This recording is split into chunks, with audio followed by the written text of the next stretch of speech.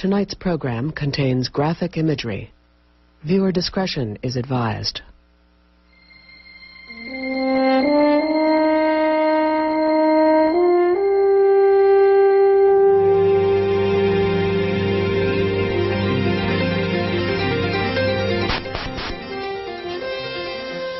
Funding for Frontline is provided by the Park Foundation, committed to raising public awareness. Frontline is made possible by contributions to your PBS station from viewers like you. Thank you.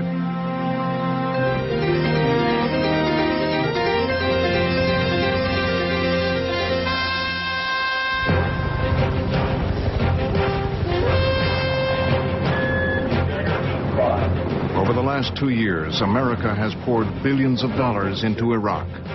Much of it goes to private contractors. The biggest boom has happened in the security industry. Anybody who can start a company is piling into the country. There were security contractors over there that were just cowboys. Suicide bomber moved in alongside the vehicle and detonated. The demand for private security company effort was so great in Iraq that there is no competition. If you wanted a contract, you're going to get a contract. It's a lucrative but deadly business. Tonight on Frontline, correspondent Martin Smith travels to Iraq to see the private side of war.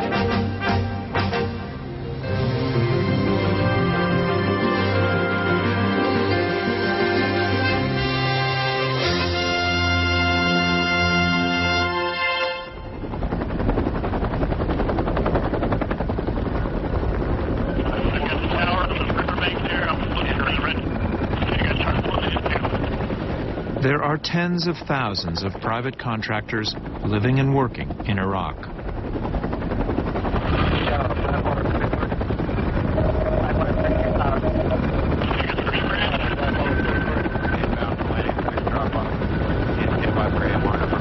Many of their companies are headquartered here in Baghdad's Green Zone. 4-1-2-8-60, entering Tango Bravo, is down for landing pack, drop off 0. This used to be the seat of Saddam's power. 4 square miles of palaces, villas, and monuments along the Tigris River. With a convoy, we'll call when you're a little closer. You're coming in very broken wing. EMR 041618. Today, the Green Zone is the heart of occupied Iraq. Ensconced in cement, it feels like a surreal fortress, with armed guards everywhere. The Rashid Hotel, once Iraq's finest, is now practically empty. The tomb of the unknown soldier is a tourist attraction without tourists. And the parade grounds where Saddam once reviewed his troops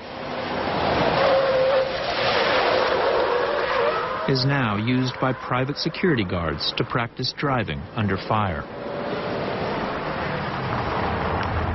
Though this is my 4th trip since the war began, this is the first time I've felt it's unsafe to travel about freely. I took a tour of the Green Zone with Lieutenant Colonel Bill Foos. It's not called the Green Zone, it's called the International Zone. People that have been here for a while, they've stopped referring to this as the Green Zone because it's not the Green Zone. Green connotates safety, security. Foos is a reservist with the Army Corps of Engineers. He is taking us to see what he calls their SUV graveyard. We can get out here. The Army Corps takes great risks in traveling about Iraq trying to rebuild the country's infrastructure.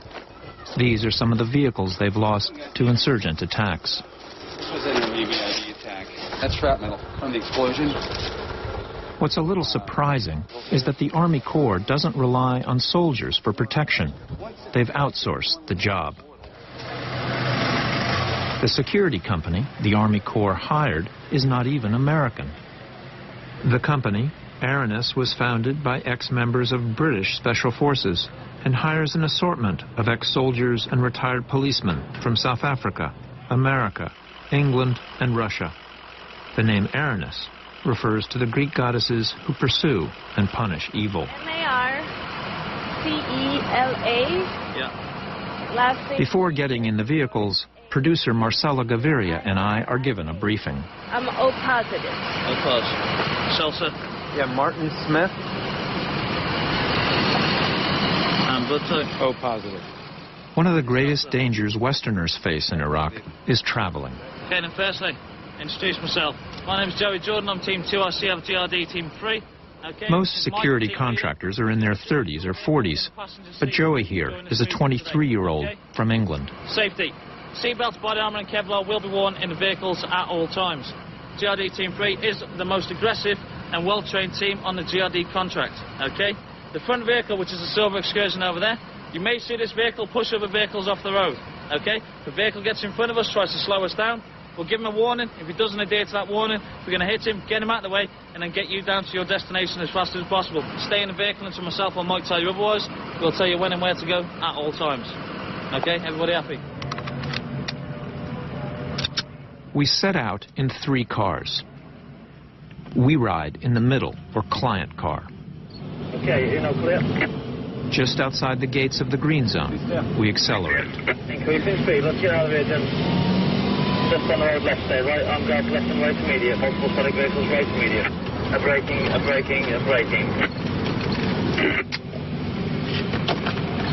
We got to put it, yeah? Let's put left and left immediate. The ride is jarring and nerve-wracking. On the left, that's the most important. Only 6. Copy. We got more. Who's coming, Liz? As we proceed, the front and rear cars maneuver to shield us from any perceived threat.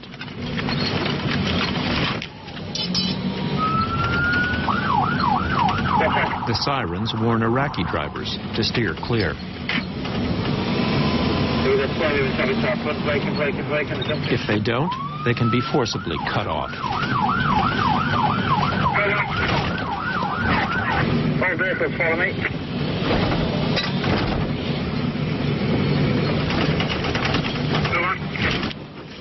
Let's go.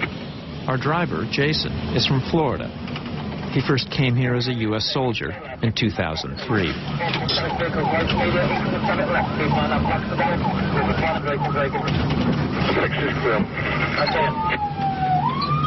After a few impossible twists and turns, we arrive at Airness headquarters.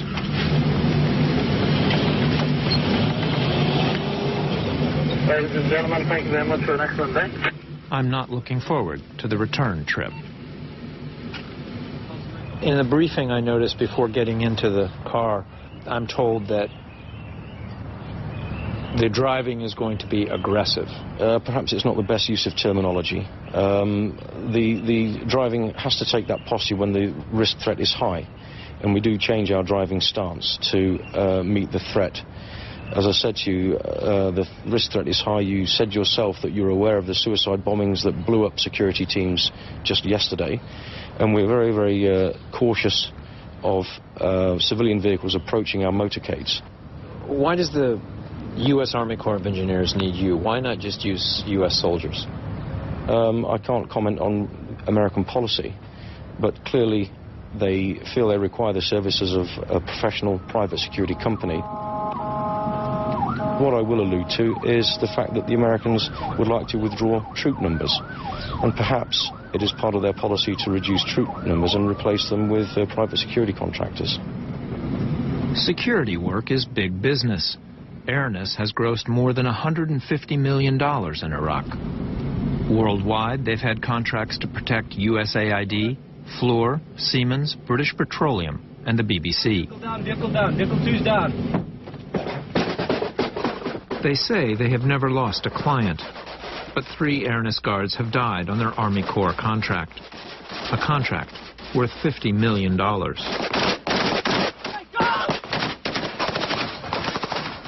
Another 16 Airness guards were killed protecting Iraq's oil infrastructure. They say they've killed around 70 insurgents. Unfortunately, they attack us fairly regularly. It's truthful to say that we're attacked probably once or twice a week at the current time throughout operations through the whole of Iraq. We've got 15 security escort teams across the whole of the country, and it is very distressing that the Iraqis choose to attack us, typically once or twice a week. Do those incidents result in the deaths of Iraqis? Unfortunately, we have